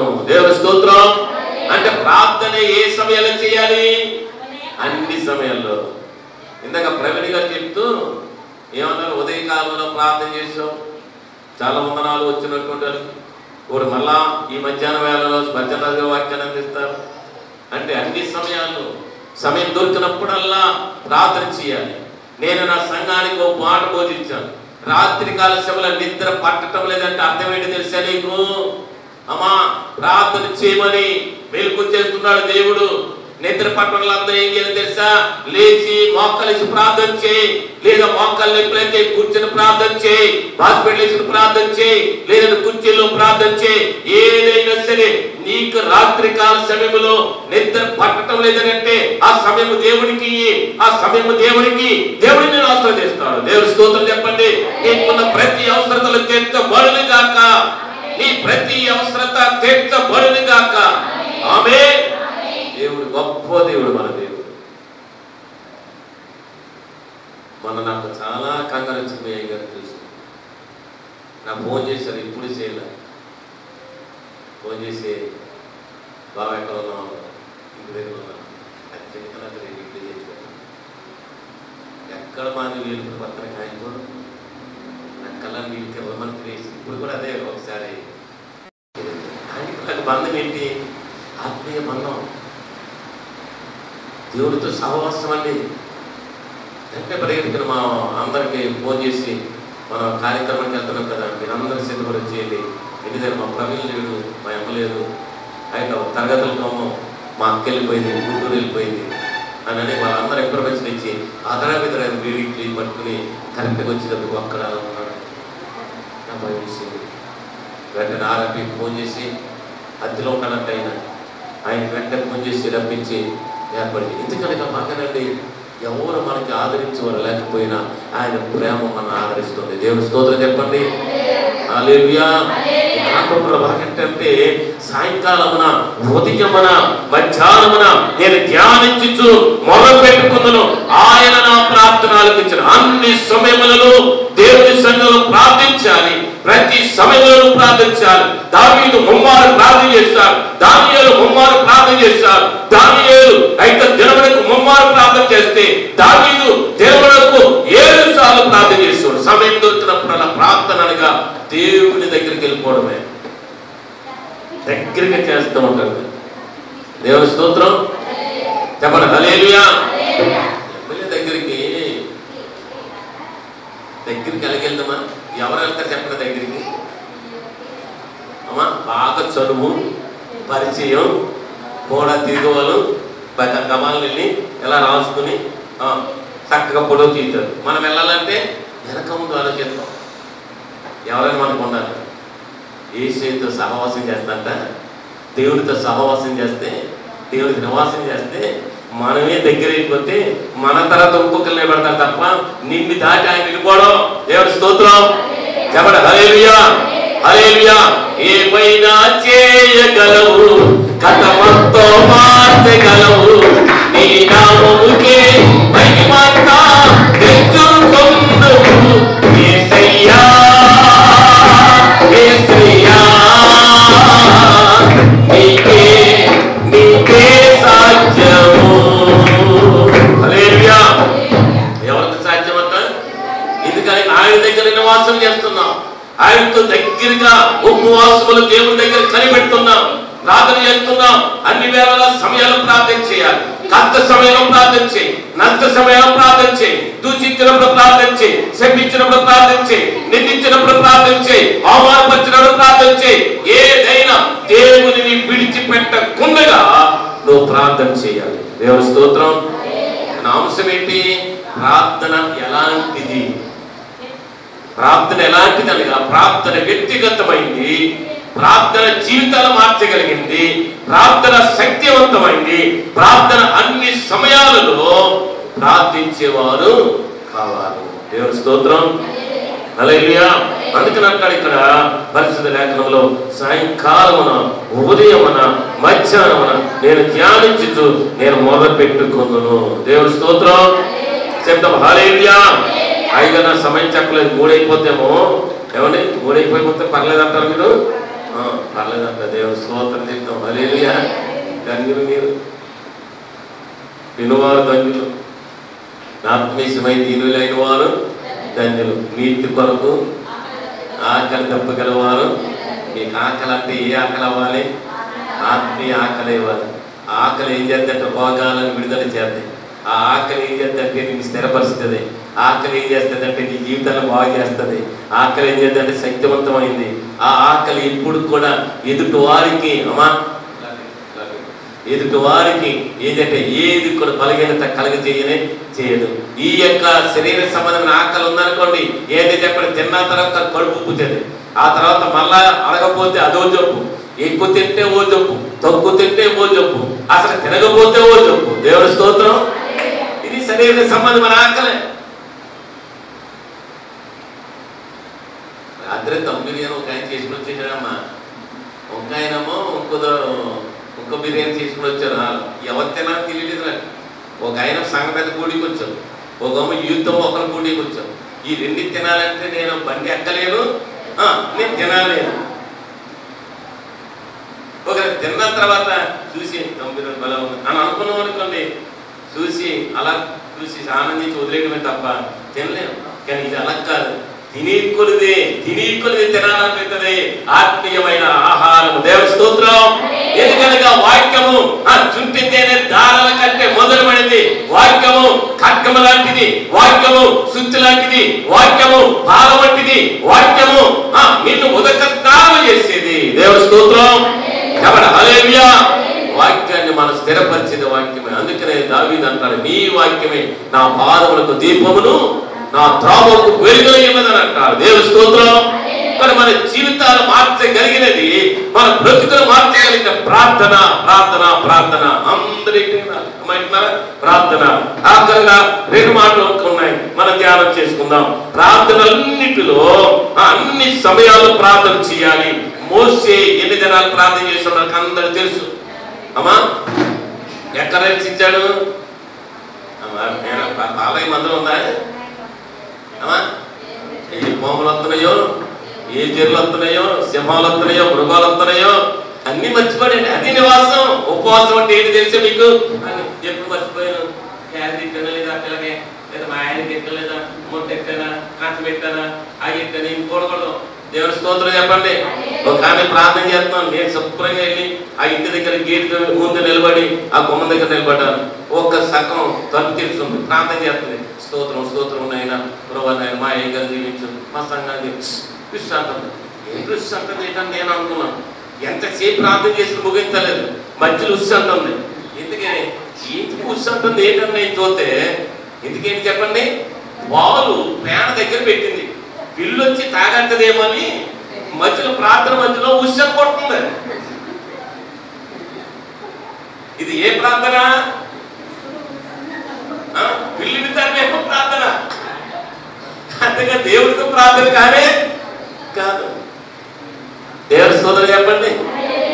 హల్లెలూయా. అందుకని ప్రభువు అంటున్నాడు ఇక్కడ మొట్టమొదటిగా ఇక 4వ అంశం ఏంటంటే ప్రార్థన. అన్ని సమయాల్లో మనము ప్రార్థన చేయాలి. మెలుకు కలిగినప్పుడు ప్రార్థన చేయాలి. మోకాళ్ళు వేసే దేవుని సన్నిధానంలో ప్రార్థించే వారు ఉండాలి, ప్రార్థించే వారు ఉండాలి. అన్ని సమయాల్లో రాత్రి అయిన సాయంకాలం నైవేద్యములను మనం ఉండాలని ప్రభువు చదివిస్తున్నాడు. ఉదయకాలంలో ప్రార్థన చేసిన, మధ్యాహ్న వేళలో ప్రార్థన చేసిన, సాయంకాలం వేళలో ప్రార్థన చేసిన ఏ రోగములను నీకు రానియనే రాలేదు. వచ్చినంటే అర్థం ఏంటి? రోగాలు ఉన్నాయనా లేవనా? ఉన్నాయి. వాటి అన్నింటిలో తప్పించగలిగిన వాడు మన దేవుడు సమర్థుడై ఉన్నాడు. దేవుని స్తోత్రం. మన దేవుడు ఎట్లుంటాడంట? సమర్థుడు. సమర్థుడు, శక్తివంతమైన వాడు. ఇందుకు మనం పాడపడు కదా, ఏమైనా కథ మొత్తం ఎవరు రాశారు? అద్భుతమైన బెనర్జీ రాశాడు తమ్ముడు, పాట వల్లే రాశాడండి. ఏమైనా చేయగలంటే అర్థం ఏంటి? బళ్ళు వాడలు, ఓడలు బళ్ళు చేయగలిగిన వాడు ఆయన. ఒకేసారి వెళ్ళిపోతాడు పైకి. నిన్న కాక మొన్న వచ్చి కూడా చాలా మంది మాకు సేవకులు చూస్తుంటే పని ఉంటాయి. వాళ్ళు చూసి ఏమనుకుంటామంటే అనుభవాలు మాకు. నేను 37వ సంవత్సరం నేను సేవలకు వచ్చి, ఎన్నో సంవత్సరం అండి? 37 సేవలకు వచ్చి. నా వయసు అభివృద్ధి నమ్ముతారా? దేవుని స్తోత్రం. 61 సంవత్సరం అండి. 60 మంది పూర్తి అయితే అయ్యగారు వచ్చారు కదా, అయ్యగారు వచ్చారు నాకు పత్ర విషయం చెప్పారు. 61 ఇంకా 2 నెలలు 65 పూర్తి అయిపోయి 60 గంటలకు వెళ్ళిపోతాను. దేవుని స్తోత్రం. దేవుని కృపను బట్టి కథల జీవితాలు మార్చగలిగిన వాడు, పరిస్థితులు మార్చగలిగిన వాడు మన తండ్రి. అందుకనే పరిస్థితి లేఖనంలో మొదటిది చెప్పాలి. ఇప్పుడు మళ్ళా మొదలుకొస్తాను. ఏం చెప్పాలి? మొదటిది చెట్టు, 3 రకాల చెట్టు. మొదటిది ఏ చెట్టు? అందమైన చెట్టు. అది ఏ చెట్టు? అది ఒలివ చెట్టు. ఒలివ చెట్టు యొక్క లక్షణాలని చెప్పక్కర్లేదు. అయితే అందమైన చెట్టు. రెండవది అతిశయమైన చెట్టు. మూడవది ఆలయానికి ఉపయోగపడే చెట్టు. ఆ తర్వాత ప్రార్థన ఎలాంటిదనగా, ప్రార్థన వ్యక్తిగతమైనది. ప్రార్థన స్థితిగతులు మార్చే, జీవితాలు మార్చగలిగింది. ప్రార్థన అన్ని సమయాల్లో మార్చాలి. ప్రార్థన శక్తివంతమైనది. ఆఖరిగా 6 ఏంటంటే ప్రార్థన శ్రమలన్నిటిని విడిపించేది. 34 సంకీర్తన 6వ వచనం. 34:6 వచనంలోని దేవుని కృపను బట్టి నిర్గమకాండము చెప్పండి, చదవండి అమ్మా.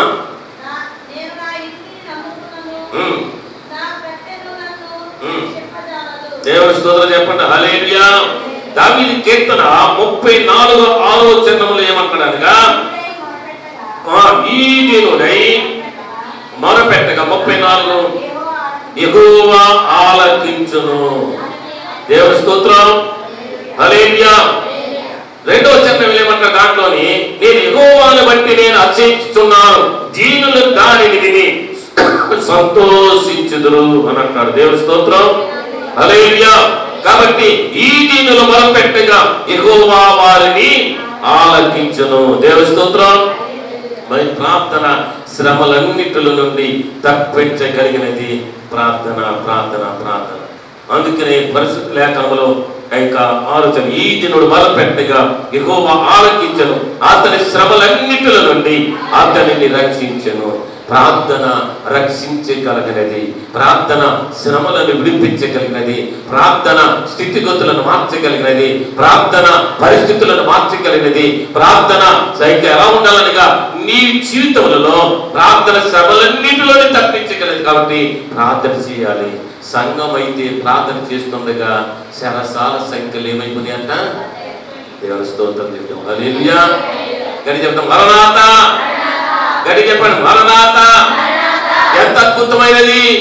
పరిశుద్ధ లేఖనములో సంఘమైతే ఐకమత్యముతోటి, ఏక మనసుతోటి, ఏక ప్రేమతోటి, అయ్యో ఐక శరసాలలో ఉన్నటువంటి నా యాజకులను, శరసాలలో ఉన్నటువంటి నా సేవకులను, శరసాల భంగకాలను ఉన్నటువంటి వారి ఐకమత్యం కలిగి ప్రార్థన చేస్తే వారు చేసిన శక్తివంతమైన ప్రార్థన, ఏక మనసుతో చేసిన ప్రార్థన శరసాల పునాదులను కూడా కదిలించగలిగినది ప్రార్థన.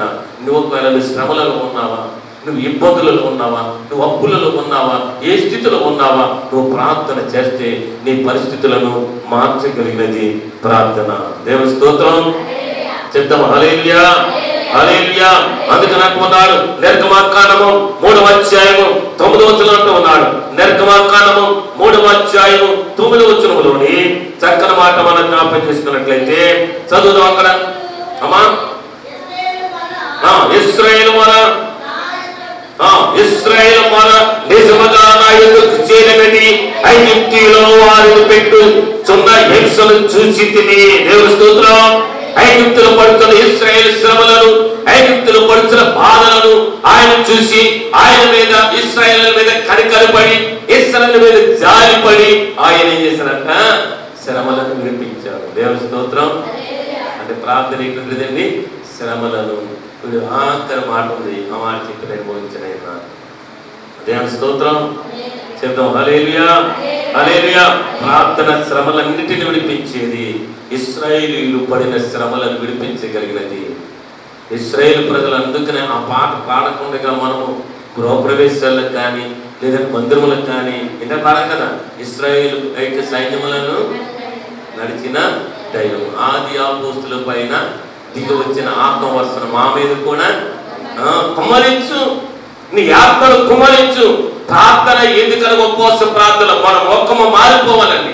ఈ ఉపవాస కుడికలలో నీ ముఖము మారాలి, నీ నడక మారాలి, నీ యొక్క ఆలోచన మారాలి, నీ తలంపులు మారాలి, నీ ఉద్దేశంలో మారాలి. దేవుడితో మాత్రమే సహవాసం కలిగి ఉన్నాయి. ఎవరి మాట విననే వినకూడదు. ఎందుకంటే వినేవారిని చెడిపే లోకం ఇది. దుష్ట సాంగత్యము మంచి నడవడికను ఏం చేద్దంట. దేవుని స్తోత్రం చెప్పండి. హల్లెలూయా. అందుకని ఏమంటాడు ఇక్కడ, ప్రార్థన మన శ్రమలన్నిటిలో ఇశ్రాయేలును విడిపించింది. ప్రార్థన కాదు, ప్రార్థనలు చేస్తే నీకున్న శ్రమలను, నీకున్న కష్టములను ఇశ్రాయేలు విడిపించిన దేవుడు మనల్ని విడిపించిన గాక. ఇశ్రాయేలు పడుతున్న శ్రమలన్నిటిలో తప్పించిన దేవుడు మనలను తప్పించును గాక. ఆమేన్.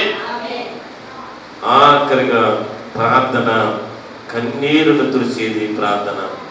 అన్న సరదాయిక మొదటి సమయాల గ్రంథంలోని చక్కని మాట 1 అధ్యాయము 7 వచనం అంటాడు, అన్న దేవుని సన్నిధానంలో నేను ఎలాగ నీ సన్నిధిలో ఉన్నాను, నేను ఎలాగ నీ సన్నిధిలో ప్రార్థన చేస్తాను, నేను ఎలా సన్నిధిలో నేను జీవించాను, అది అంతా కూడా అన్న దేవుని సన్నిధానంలో ఏం చేసిందంట, ప్రార్థన చేయడం మొదలుపెట్టింది. దేవుడు ప్రార్థన ఆలకించాడు, కన్నీటి ప్రార్థన ఆలకించాడు, కన్నీటి వేదన చూశాడు, కన్నీటి యొక్క దృక్పథం చూశాడు. వెంటనే దేవుడు విడుదల చేశాడు. దేవుని స్తోత్రం. కాబట్టి ప్రియమైన దేవుని బిడ్డలారా, ఆఖరిగా 7వది ప్రార్థన శత్రువులను కూడా సిగ్గును కలిగించేది ప్రార్థన. ప్రార్థన ప్రార్థన కీర్తనలు 6వ అధ్యాయము 9వ వచనం చదువుకొని ప్రార్థన చేద్దాం. కీర్తనలు 6వ అధ్యాయము 9వ వచనంలోని ఆఖరి మాట చదువుకొని మనం ప్రార్థన చేద్దాం. యెహోవా నా విన్నపమును ఆలకించి ఉన్నాడు. యెహోవా నా ప్రార్థన అంగీకరించి ఉన్నాడు. నా శత్రువులందరూ సిగ్గుపడి బహుగా అదరుచున్నారు. ఆకస్మికముగా సిగ్గుపడి వెనుకకు. నిన్నెవరు సిగ్గుపరిచేమని ఉన్నారు? వారు సిగ్గుపడే రోజు రాబోతుంది. నిన్నెవరు అవమానపరిచారు? ఇలా అవమానపరిచేవారు సిగ్గుపడే రోజు రాబోతుంది. మా ఇంటికి ఒక సాక్షి చెప్తాను చూడండి. మా అమ్మగారు చాలా కన్నీటి ప్రార్థన. మా అమ్మగారు బట్టి మేము మార్పు చెందాం. మా అమ్మగారు చాలా ప్రవచనం కలిగిన తల్లి. మా అమ్మగారు లోకాన్ని విడిచి వెళ్ళిపోయారు అనుకోండి. ఆమె 93 సంవత్సరాలు బ్రతికింది మా అమ్మగారు. అమ్మ అంటున్నారా? ఈ తాటి మాకు చిన్న గుడిసు ఉండేది ప్రార్థన మా ఊళ్ళో. తారంటి ఇలువలు అనేవారు, గీడేవారు. పేరు కూడా చెప్పేస్తున్నాను, శక్తి పేరు కూడా. వాళ్ళు అనేవారు సిద్ధం గారు, మా పేరు సిద్ధం, మా మామూలు పేరు పాత ఇస్తారు. ఎలా ఉండేది మా తల్లి. మీరు ఎలా ఎప్పుడు బయట వేసి చక్కగా అలా చూసుకేసాను. నిండుగా అలా ఉండేది ప్రార్థన పనులు. మహాకన్నీటి ప్రార్థన. మా అమ్మ తాటికి ఎల్లేసుకుంటుందని సిద్ధమ్మ సొన్ను వేసుకుంటుందిలే. అప్పుడు తాటికి ఇల్లు కదా మా ఏమంది చెప్పండి. అదిగో బిల్డింగ్ పెట్టి బాగా పెట్టి మంచి బ్రహ్మాండమైన శిక్ష అవుతాయి. హేళన చేసి దారానికి వెళ్ళినప్పుడల్లా మొక్కలేసి మా అమ్మగారు మంత్రులు నేర్చేది. ఎప్పుడు మంత్రుల్లో ప్రార్థన గంటలు ఒకసారి రోజులు కూడా మర్చిపోయేది. అలాగ ప్రార్థన చేసేది. ప్రభువా వీళ్ళు హేళన చేస్తున్నారు, ఆ సున్నం వేసుకుని ధన్యత మాకు దయచేయని ఆయన ప్రార్థన చేసేది. వాళ్ళు దేనికి సున్నమై వేసుకోవాలి? మనువను సాటికి సున్నం వేసుకుని అయినా అని ప్రార్థన చేయండి. ఆ ధన్యత మాకు ప్రభువా అని ప్రార్థన చేస్తే అలాగ ప్రార్థన చేయగా కొంతమందికి అప్పిపూల్లో స్థాపించబడింది మా సంఘం. అలా ప్రార్థన చేయగా అనుకోకుండా ఏదో ఒక షుగర్ పెట్టి చూడటానికి పార్ట్నర్స్ వచ్చారు. ఆయన కూడా ఒక పాస్టర్ గారు వచ్చారు. ఇంకా కారు వేసుకుని వెళ్ళిపోతుంటే గేటు పడింది, తణుకు రైల్వే గేటు పడింది. అప్పుడు ఆయనతో దొర పక్కన ఎందుకు నాకు ఒక మోకాళ్ళు వేసుకుని ప్రార్థన చేస్తున్నట్టు దేవుడు నాకు చూపెడుతున్నాడు, అది ఏ ఊరు ఏంటి నాకు అర్థం అవ్వట్లేదని ప్రార్థన చేసుకుంటే అలా చేస్తే ఆ ఊరి పేరు కూడా చెప్పేశాడు ఆయన ద్వారా. ఆయన చెప్తూ ఉన్నాడు. డ్రైవర్ తెలియదు అయింది. ఎక్కడి నుంచి వచ్చాడు? హైదరాబాద్ నుంచి వచ్చాడు ఆయన డ్రైవర్. హైదరాబాద్ నుంచి వచ్చింది, అమెరికా నుంచి. ఇంకా ఒక కారు మీద హైదరాబాద్లో మధ్య నుంచి తీసుకుని వచ్చారు వాళ్ళు. చెన్నై వచ్చారు, చెన్నై నుంచి హైదరాబాద్ వచ్చారు. ఏదో చూరపెట్టి చూడటానికి వచ్చారు వాళ్ళు, ఏదో ఒక బిజినెస్ పరంగానే. కాబట్టి వస్తే ఆ గేట్ పడే సమయానికి ఆమె దేవుడు మాట్లాడుతున్నాడు. మోకాళ్ళు వేసి ప్రార్థన చేస్తున్నారు. చాలామంది ఉన్నారు స్త్రీలు అని. అయితే నేను కుర్రోని చిన్నోడిని పాట పాడుతూ వాళ్ళని ఇంకా మధ్యలో ఎంటర్టైన్ చేసి ఉంది. అంటే అలసిపోకుండా ప్రార్థన చేయండి. అలా ప్రార్థన మోకాళ్ళ మీద ఉండగానే దొరలు మా దగ్గరకు వచ్చేసారు. దేవుని స్తోత్రం, హల్లెలూయా. మోకాళ్ళు వేసి ప్రార్థన చేస్తూ చూశాడు, ఫోటో తీసుకున్నాను. వెంటనే ఆమె చెప్పాను, నేను ఆయన చూసేటప్పటికి అమ్మా ఎవరు వచ్చారు అని తెలియదు అని అంటే ఆయన వెంటనే అన్నాడు, 3వ నెలకు మీకు ఐరన్ పంపించేస్తున్నానండి. 3వ నెలకు మీకు 3 లారీలు లోడ్ ఇసుకొచ్చేది ఇవన్నీ చెప్పేసి చెన్నై వెళ్ళిపోయి చెన్నై నుంచి వెంటనే ఒక తాపి మేస్త్రుల్ని అందరిని పంపించేశాడు. ఓ 10 మంది వచ్చేసారు. అప్పుడే నేను బయటకి వెళ్ళాను. 10 మంది వచ్చేసి వెంటనే పని మొదలు చేశారని 3 నెలల్లో ఈ రోజున సంఖ్యల మందిని నిర్వహించేశారు. దేవుని స్తోత్రం. సొన్న వేసుకుని భాగ్యం ఇచ్చారే లేదండి. దేవుని స్తోత్రం, హల్లెలూయా. ఆయన సిగ్గుపరిచే దేవుడి కానీ కాదు అనేవారు. ఎలా కుదురుతారు వీళ్ళు? అలా మందిరానికి కొత్తగా ఎవరైనా 4 ఉంటారేమో, 2 ఉంటేనే అనేవారు. ప్రార్థన స్థితిగతులను మార్చింది, ప్రార్థన పరిస్థితులను మార్చింది, ప్రార్థన జీవితాలను మార్చింది, ప్రార్థన శక్తివంతమైంది. అన్ని సమయాలు ప్రార్థన చేస్తే ప్రార్థన శ్రమల నుంచి విడిపించింది, ప్రార్థన సిగ్గుపరచకుండా చేసింది. ప్రార్థన ఆ ప్రార్థనలు చేయగలుగుతారు. ఆ రీతిగా ఎదగాలి. మాలో ఎన్నో సాక్ష్యాలు ఉన్నాయండి మా జీవితంలో. నేను తిరుపతిలో 16 సంవత్సరాలు అక్కడే సేవ చేశాను. మెడ్రాస్లో 5 సంవత్సరాలు చేశాను. అక్కడి నుంచి మా అమ్మగారు కోరిక మార్కు ఎలా వచ్చేసాను. నా చరిత్ర అంతా మీ గారికి తెలుసు. చాలా వేదనకి వచ్చాను నేను. అసలు అక్కడ వదిలిపెట్టలేదు. తిరుపతి అక్కడే ఉన్నాను నేను. ఇంచుమించు 12 సంఘాలు స్థాపించాను. బలమైన సంఘాలు. సేవకులు ఇప్పుడు ఉన్నారు అక్కడ. ఎందుకు మాట్లాడతానంటే నా శత్రులందరూ సిగ్గుపడి వెనుకకు మల్లుదురు. దేవుని స్తోత్రం. కొద్ది మంది అయినా నిజంగా మీకు నిండు వందనాలు చెప్తున్నాను. ఇది కనుక ఎవరు అటు ఇటు చూడకనుక దేవుని వాక్యం అంటారు. నేను అందరికి వందనాలండి. మరణాత చెప్పండి, మరణాత. నిద్రపోయే వాళ్ళందరూ చెప్పండి, మరణాత.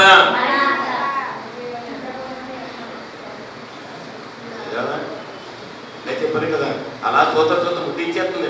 కూర చేసింది తినేసాను, ఏదైతే చేసి తినేసాను, సరే అసమయం అంటే ఆమె అలా ఉండిపోయి తీసేస్తున్నట్టు ఏకైతే మనకి ఆనందం. చక్కగా వాక్యంలో ఉన్న ఆనందం. దేవుని స్తోత్రం. మనం ఎవరిలో ఆనందిస్తున్నాం ఇప్పుడు? అదే, అందుకని ఏమైపోతాం చెప్పండి? అంటే దేవుళ్ళ లీనమైపోయాం. మరణాన్ని చెప్పేసారు చక్కగా అందరూ.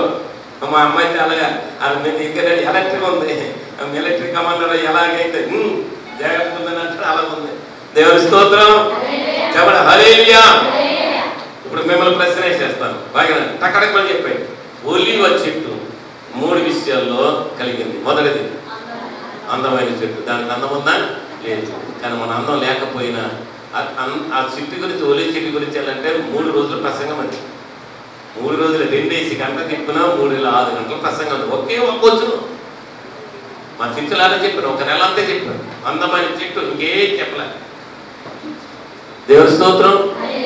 7 చెట్లు ఉన్నాయి బైబిల్ గ్రంథంలో. 7 చెట్లు, కానీ 7 చెట్టుల్లో ఒక ఒలివ చెట్టుని ఎన్నుకున్నాడు. లోకంలో అనేక చెట్లు ఉన్నాయి, మిమ్మల్ని దేవుడు ఎన్నుకున్నాడు మందిరంలో. దేవుని స్తోత్రం. ఎవరు? హల్లెలూయా. అందమైన రూపంలో నువ్వు మార్చబడాలని, అందమైన రూపానికి ఇవ్వాలని. ఏమిటండి చక్కగా ఇదివరకు నవ్వుతే నవ్వు 4 సీట్ అని ఇప్పుడు నవ్వకపోతే రోగం అంటున్నారు. దేవుని స్తోత్రం. నవ్వాలి. ఎల్లప్పుడూ ప్రభువును ఆనందించడం. అలా చెప్పుదును, ఆనందించడు. మీకు ఏదైనా సమస్య ఉన్నా, ఇబ్బంది ఉన్నా నాకు తెలియపరచండి, నేను చూసుకుంటాను అన్నాడు ఆయన. ఆయన చెప్పడమే మనకు లేదు. దేవుని స్తోత్రం. చెప్పండి హల్లెలూయా. ఎవరు మనకున్న పరిస్థితులను బట్టి, మనకున్న స్థితిగతులను బట్టి బయటోడైతే మన దేవుడు ఏం చేశాడు చెప్పండి? ఎన్ని శ్రమలు ఉన్నాయి, ఎన్ని పరిస్థితులు ఉన్నాయి, నేనున్నాను ధైర్యం ఇచ్చి ముందుకు నడిపిస్తున్నాడు మన దేవుడు. గొప్ప దేవుడు. దేవుని స్తోత్రం. చెప్పండి గట్టిగా హల్లెలూయా. ఎంత కష్టాలు ఉన్నా, ఎన్ని ఇబ్బందులు ఉన్నాయి, ఎన్ని రోగాలు ఉన్నా వాళ్ళు అలా నిలబెట్టేస్తాడండి. ఏమండి నీతో వస్తున్నాడు, ధైర్యం ఉండు. ఏమి కృంగిపోయినాడు, చేతకాలం అయిపోతావు అంటున్నాడు. ఓ చేత కృంగిపోతాను, వెంటనే ఆ వాక్యం గుర్తుకొస్తుంది, ఎలక్ట్ అయిపోతాను. అంటే ఏ కృంగినాడు చేతకాలం అయిపోతున్నా అంటే ఎందుకు మన చేతకాలం? మన దేవుడు చేతకాలం అయితే కదా అని అనుకుని ధైర్యం వచ్చేసి మళ్ళీ మాకు కలిసి ప్రార్థన చేస్తాను. అప్పుడు ఆనందంగా చక్కగా 1000 కేళ్ళ బల్బు, ఈ తెల్ల బల్బు లాగా ఏంటండి ఎర్ర బల్బు, తెల్ల బల్బు ఎంత కూడా ఎల్ఈడి బల్బులు కదా, అలా అది మెరిచిపోతాం మొత్తం. దేవుని స్తోత్రం. హల్లెలూయా. బైబిల్ చూసేయండి. ముగించే మాటలు ప్రభు వారు జ్ఞాపకం చేస్తున్నాడు. నాకు ఇచ్చిన టైం కూడా 3 నిమిషాలు అయిపోతుంది. కాబట్టి పరిశుద్ధమైన లేఖనంలో ప్రభు వారు అంటున్నాడు. ఎవరైనా మొదటి చెప్పండి అందమైన చెట్టు అనగా చెప్పండి. రెండవది అతిశయము లేని చెట్టు, ఆలయానికి ఉపయోగపడే చెట్టు. ప్రార్థన ఎలాంటిది? ప్రార్థన వ్యక్తిగతమైంది. అందరు పలకండి, వ్యక్తిగతమైంది. రెండవది జీవితాలను మార్చగలదు. మూడవది శక్తివంతమైనది. నాలుగవది అన్ని సమయాల్లో ప్రార్థించే వారు కావాలి. ఐదవది పరిస్థితులను మార్చగలనిది. ఆరవది ప్రార్థనకు వదలుగా మన కన్నీళ్లను కూడా తుడిచివేయగలిగినది. ఏడవది ప్రార్థన శత్రువులు ఎదుట సిగ్గుపడే రీతిగా చేయనివ్వదు. సిగ్గుపడకుండా మనం కాపాడగలిగింది ప్రార్థన. సిగ్గుపరిచే వారికి సిగ్గుపరచగలదు. నాకు ఇచ్చిన వాగ్దానం, ప్రభు నాకు ఇచ్చినటువంటి వాగ్దానం, ఒకవేళ నేను మాట చెప్పి నేను ప్రార్థన చేస్తాను. 1989లో తిరుపతిలో నేను తిరుపతికి వెళ్ళాను. పుత్తూరు నుంచి తిరుపతికి వెళ్ళాను. పుత్తూరు, రేణుగుంట, పాపపేట సేవ చేసేవాళ్ళు. తిరుపతికి వెళ్ళిపోయిన తర్వాత తిరుపతిలో నేను 89లో నవంబర్ మాసంలో స్థలం కొన్నాం. మా సంస్థలో స్థలం కొన్నాను. 89లో మందిని కట్టలే, 90లో మందిని కట్టలే. అందరూ ఆ సమయంలో సంఘ పెద్దలందరూ నాకు సంఘం అంతా చాలా తిరుగుబాటు చేశారు. ఆ రాత్రి దేవుడు దర్శనం ఇచ్చారు. ప్రభావితనైనని అప్పుడు ఆ దినాన్ని మొక్కలేసి మీరు చెప్తే నమ్మరు, కానీ నేను ఇంటికి ఎలా నిలబడుతున్నానని తెలిసి మీకు మీ అయ్యగారు కూడా నా సాక్షి ఇప్పుడే చెప్పలే. ఎందుకు నిలబడానంటే ఆదివారం రాత్రి మొదలుకొని ఆదివారం తెల్లవారు వరకు, అంటే ఆదివారం ప్రారంభించిన రాత్రి ప్రార్థన మరలా ఆదివారం తెల్లారి వరకు మందిరములను గడిపాను. నా మొక్కను ఎవరికి చూపించలే, నేను ఎవరితో మాట్లాడలేదండి. నా దేవుని దగ్గర ప్రార్థన చేయడం మొదలుపెట్టాను. అయ్యా, ఎందుకు ఈ శ్రమ, ఎందుకు నా తల్లిదండ్రులు వదిలేసి వచ్చేసాను, నా అన్ని కూడా అన్న ఐక్య బంధువులు వదిలేసి వచ్చేసాను, ఎందుకు నేను బయట క్రిందికి అయ్యాను, అయిన తర్వాత ఎందుకు ఈ శ్రమ, ఇదిగో ఆయన నన్ను బయటకు పంపించేస్తానంటూ ఉన్నాడు, తిరుపతి నుంచి వెళ్ళిపోతానంటూ ఉన్నాడు, లేదా నేను చంపేస్తానంటూ ఉన్నాడు ఒక రౌడీలు, ఎందుకు ప్రభు అని 7 దినాలు దేవుని దగ్గర ప్రార్థన చేశాను. ఉదయం కాలం మొదలు కాదండి, ఎప్పుడు కూడా నా దర్శనం ఇంత బుక్ ఉంటుంది, నాది దర్శనం రాసుకున్న బుక్. దేవుడు ఏం మాట్లాడారో రాసుకున్నాను, ఎలాగ దర్శనమిచ్చారో రాసుకున్నాను, అలాగా 6 వరకు తెల్లారి సమయం స్నానం చేసి మళ్ళా మందిరంలోకి వెళ్ళిపోయాడు. 6 రోజులు మాట్లాడిన దేవుడు గోడ మీద రాస్తాడు. నా వాగ్దానం తెలిసి నేను చెప్తున్నాను. 2 కొరింథీ 4:8 ఎట్టుపోయి నన్ను శ్రమపడుచున్నాను, ఇరికించి దేవుడు కాదు, అపాయములో ఉన్నాను, కేవలం ఉపాయం లేని వారను కాను, తరువు పడుతున్నాను, దిక్కు లేని వారను కాను, వెలివేయబడినను, ధృవీకరించబడిన వారను కాను. ఆ వాగ్దానం నాకు ఇచ్చాడు. దానిని బట్టి ఇంకా నేను ప్రార్థన చేయటం మొదలుపెట్టాను. దానిని బట్టే దేవుడిని నిలబడ్డాను. ఎన్ని సిగ్గుపరచవాళ్ళున్నా, అవమానపరచవాళ్ళున్నా, సంఘము బలపడినా బలపడకపోయినా, ఇచ్చేవాళ్ళున్నా లేకపోయినా ప్రభువే చూసుకుంటాడు. దేవుని మీద ఆధారపడి జీవించాను. ఆ దినాన్ని 7 దినాలు చేసిన ప్రార్థన, ఉపవాసముని చేసిన ప్రార్థన, పచ్చి నీళ్లు కూడా ముందుగా చేసిన ప్రార్థన, 16 సంవత్సరాలు తిరుపతి పట్టణంలో చిత్తూరు జిల్లాలో ఏ మూల విలేజ్ అయినా నేను తిరిగి సేవ చేశాను. ప్రతి మూల తిరిగానండి. ఏ ఊరు చెప్పినా నా పేరు తెలుసు. విజయవాడ గడ్డం ఇంకా స్వచ్ఛన రాజు గారు అని అంటే అందరికి తెలుసు. ఈ రోజు కూడా నేను చెప్తున్నాను, నా సంఘం నన్ను గుర్చిపోలేదండి. ఈ రోజు కూడా తిరుపతి వెళ్తాను నేను, నా సంఘం పిల్లల్ని విడిచిపెట్టలేదు. 300 మంది ఉన్నారండి సంఘం. ఎంతమంది అండి? 300. అందరూ తిరుపతి దేవస్థానం ఎంప్లాయీస్ అండి, విడిచిపెట్టలేదు. ఓసారి మా అమ్మ మాటిని నేను ఎందుకు వచ్చేసానా అని అనుకున్నాను. చాలా కన్నీరు కాల్చుతాను, ఒకసారి ఏడుస్తాను. అయినా ప్రభు నాకు ఇచ్చిన సంఘాన్ని బట్టి స్తోత్రాలని ప్రార్థన చేస్తాను. ఈ దినాన్ని నా చర్చిలో ఉన్న తిరుపతి ఆదాయం అంటే తెలుసా? ₹1,00,000 నెలకి. ₹1,00,000. ఇంకో సేవకుడు ఉన్నాడు అక్కడ, నా సంబంధం లేదు. కానీ సంఘాన్ని దర్శి ఇప్పుడు బాగా ఒక మాట చెప్పిన ముగిస్తాను. ఇప్పుడు యాజకుడితో సహవాసాన్ని విడిచిపెట్టకండి, యాజకుడిని మర్చిపోకండి. నీకున్నటువంటి నీ కోసం ఇంకా తెప్పలు పడి ఎన్ని కష్టాలైన బాధలని దిగముండుకుని మీ కొరకు కన్నీరు కాచి ప్రార్థించి యాజకులని మర్చిపోకూడదండి. అనేక మంది సేవకులు లోపల కనిపిస్తారు, కానీ నీ కొరకు తప్పడుకొని, నీ కొరకు కన్నీరు కాచి, నీ కొరకు వాళ్ళ బాధలన్నీ దిగమింగుకొని, వాళ్ళ కష్టాలన్నీ దిగమింగుకొని, వాళ్ళకున్న శ్రమలన్నీ దిగమింగుకొని నీ కొరకు కన్నీరు కాచి యాజకులని నీవు విడిచిపెట్టద్దు. ఇది నా చెప్తున్నా. బైబిల్ గ్రంథం పట్టుకుని అమ్మ బాగా ఉన్నారా?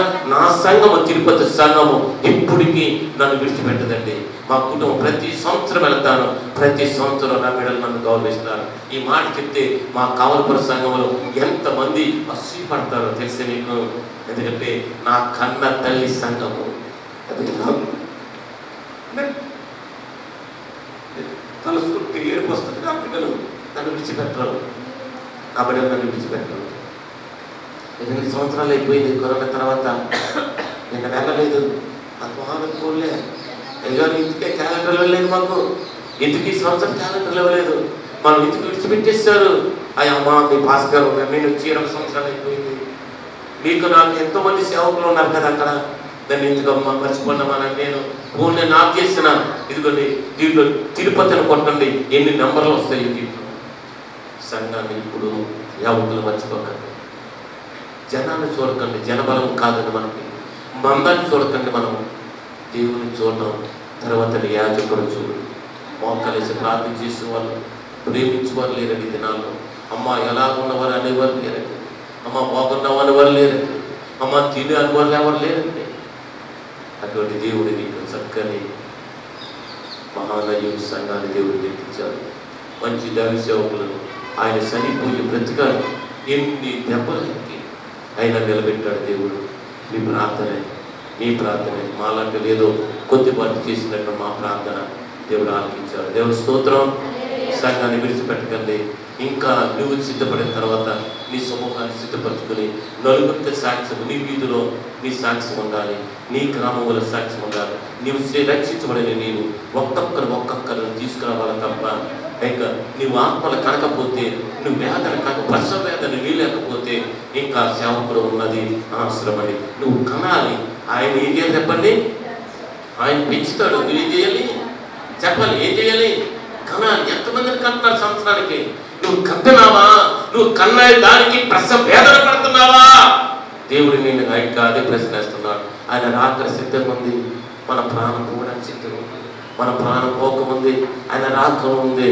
దేవుని రాకముందే ఇదిగో నేను త్వరగా వచ్చుతున్నానని ఆయన ప్రభువారు సన్నిధానంలో మన మరణాతాన్ని చెప్తాం. అంటే దేవుడు తెలుసా, నేను సిద్ధంగా ఉన్నాను, నువ్వు చేర్చుకోదైనా నేను సిద్ధంగా ఉన్నాను, ఈ చుట్టూలో సిద్ధంగా ఉన్నాను, ప్రేమించుటలో సిద్ధంగా ఉన్నాను, మందిరంలో సిద్ధంగా ఉన్నాను, పరిచర్యలో సిద్ధంగా ఉన్నాను, ప్రార్థించడంలో సిద్ధంగా ఉన్నాను, సహవాసంలో సిద్ధంగా ఉన్నాను. నాతో ఉన్న ప్రభు అని ప్రార్థన చేద్దామా? కన్ను మూసుకొని ప్రార్థన చేద్దాం. ప్రార్థన చేసుకుని ముగిద్దాం. ప్రేమ గల మా తండ్రి, పరిశుద్ధుడా ఒక్క నిమిషం పాటు రెండు చేతుల పైకెత్తి దేవుని స్తోత్రం చెల్లిద్దాం. స్తోత్రములనైనా పరిశుద్ధుడా అని స్తోత్రములు. యేసయ్యా ఇంతవరకునైనా 7 నిమిషాలు నీ బిడ్డతో నాతో మాట్లాడినాయన దేవా, నేను కొంత సాక్ష్యం చెప్పి ఉన్నాను. 1987లో తిరుపతిలో నేను వెళ్ళి దేవా 2000 సంవత్సరం లెక్క రావడానికి ప్రకటించావయ్యా. దేవాన్ని పేడులనైనా శాంతితో కలిసి ఉండాలి. సంఘముతో ఐక్యమత్యం కలిగి ఉండాలి, ఏక మనసు కలిగి ఉండాలి, ఏక ప్రేమ కలిగి ఉండాలి, ప్రార్థన వరం కలిగి ఉండాలి, ప్రార్థించేవారుగా ఉండాలి, ప్రార్థన స్థితిగతులు అనేక అంశాలు మీరు మాట్లాడాలి. దేవాలైనా నిబిడలు ఆలయానికి ఉపయోగపడే ఒలివ చెట్టు వల్ల ఉండాలని అయినా ఆలయానికి ఉపయోగపడే వారు ఉండాలి. ఆరోగ్యాన్ని అయినా యాజకుల యొక్క బాగోగులు చూసేవారు ఉండాలి. అయితే కనుక మీరు మధ్యవర్తిగా దేవా పరలోకానికి నీ రాకడకు ఎంతబడే గుంపులో నిబిడలు సిద్ధపరచడానికి యాజకులను మీరు పేరు పెట్టి పిలిచారు. దేవాలైనా పేరు పెట్టి పిలిచారు. నీ దాసులు ఉద్యోగం చేస్తున్నప్పుడు నా కుమారుడా నువ్వు సేవ చెయ్యి, నేను నిన్ను అభిషేకించాను అని పేరు పెట్టి మీరు పిలిచారయ్యా. దేవాలైనా ప్రసన్నకై కుమారుని బట్టి దేవ వారికి ఇచ్చినట్టే దేవాలైనా కుటుంబాన్ని బట్టి దేవ మా యొక్క దేవ అమ్మగారిని బట్టి అనగా మా శిష్యు గారిని బట్టి వారి కుమారులను బట్టి కుమార్తెల కుటుంబాలను బట్టి సంఘ బిడ్డలను బట్టి నీ స్తోత్రాలు. దీవించండి బలం వచ్చేవని మరినైనా దీవించి ఆశ్రదించే బలం వచ్చేవని విత్తబడిన విత్తనములు నీ బిడ్డల నాటింపచేయమని మా ప్రభువును మా రక్షకుడైన క్రీస్తు అతి పరిశుద్ధ నామములో ఈ మాటలు నేను మీకు అప్పగిస్తూ వేడుకొనిస్తున్నాము మా పరమ తండ్రి. ఆమేన్.